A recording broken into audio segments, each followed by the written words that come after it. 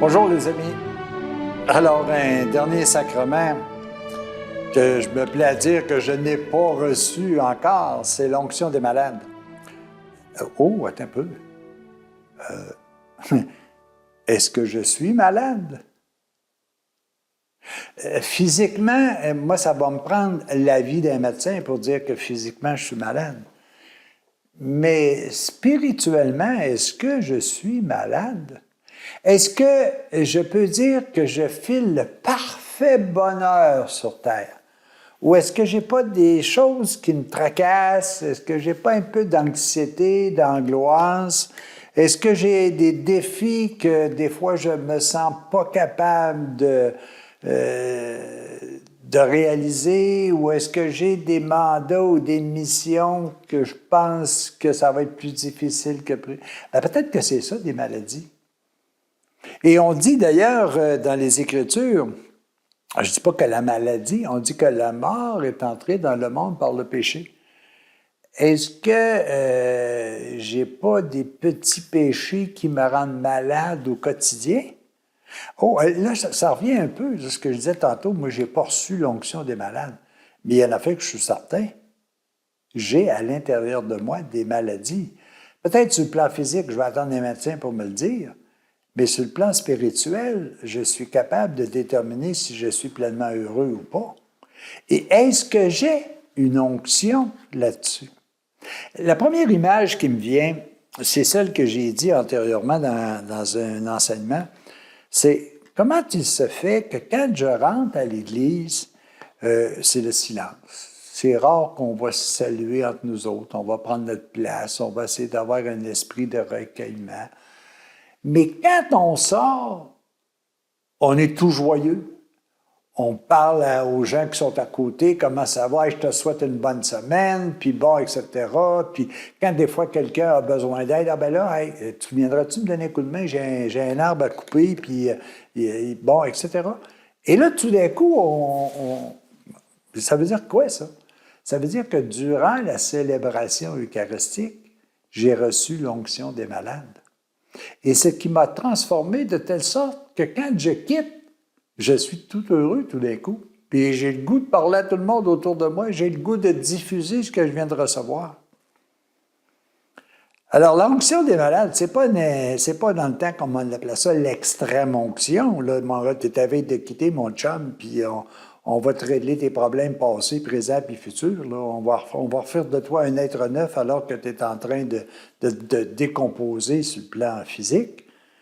Non, l'onction des malades, c'est qu'à chaque fois que j'ai une maladie, si je me tourne vers le Père qui m'a donné son onction dès mon baptême, et cette onction peut me guérir de toutes choses, ça veut dire que je suis au quotidien onction, on me donne l'onction sur mes maladies, qu'elles soient les maladies du corps, de l'âme ou de l'esprit, qu'elles soient les maladies physiques, sentimentales, émotives ou spirituelles.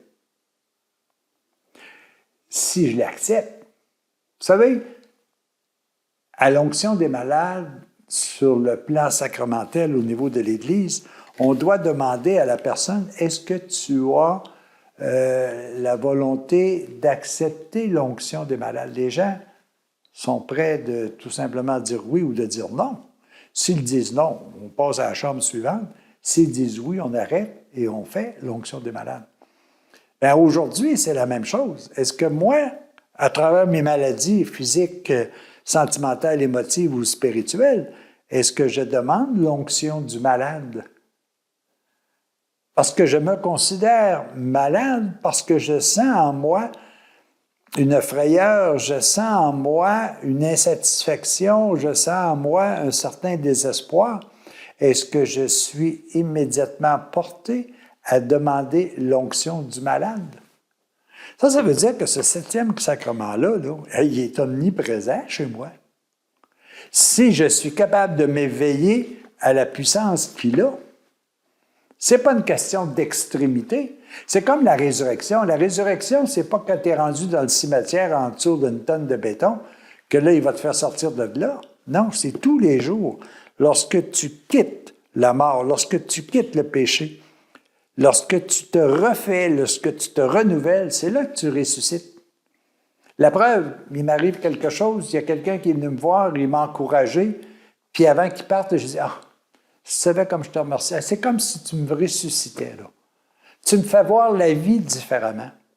Nos maladies, on en a tous les jours. Ces maladies-là, si on se retourne vers Dieu, sur chacune d'elles, peu importe le niveau dans lequel l'on est, il peut mettre son onction et me faire guérir. Aujourd'hui, il y a des gens qui guérissent de maladies. On appelle ça mystérieuse parce qu'on ne comprend pas et on n'est pas capable de demander au médecin comment ça se fait qu'il guérit. Et comment ça se fait que c'est possible? Alors, il ne faut pas se poser de questions. La réponse, elle est fort simple. Il y a quelqu'un qui s'est assuré que tu comprennes que l'onction qu'il t'a donnée à ton baptême te